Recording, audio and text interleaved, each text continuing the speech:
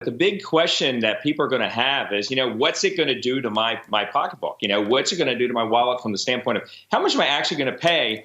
And I think that's the unknown, because they both have very, very different tax plans. As you know, if you really think about what was going on with Trump, his whole deal was, let's lower taxes, let's lower regulation. Well, it worked, and it seemed to get the economy going. It seemed to get the markets going. Now, COVID has thrown a wrench in that.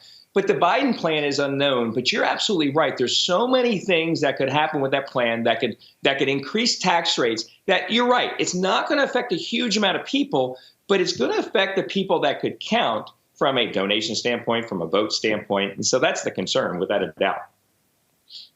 Yeah, and the Wall Street Journal, by the way, did sort of an excellent analysis based on various levels of income. And again, not a lot of sympathy out there. But Kelly, you're out of the D.C. area, right? And I got I went to Virginia Tech, so I got a ton of friends that are in the D.C. area. And let's say you're a family, you're 50 years old, the wife's an attorney, the husband's an accountant, you're making $500,000, you're feeling pretty good about yourself.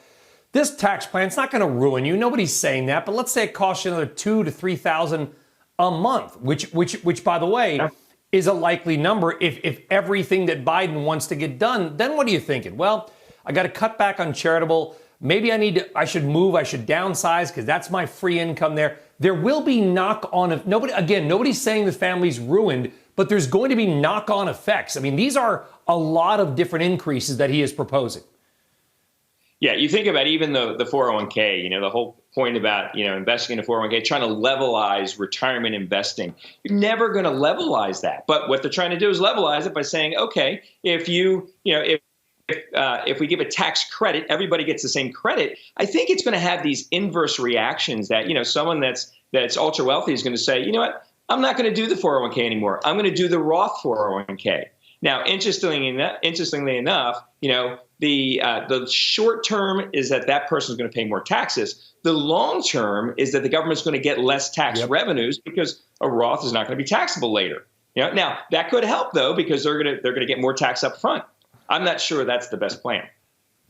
But let's be clear. I think you're advising your clients to move a little bit to a Roth from a 401k. If you believe Biden's going to win, if you believe some of these things are going to happen, and by the way, the polls say that he probably is, that you want to shift some of your 401k to a Roth, correct?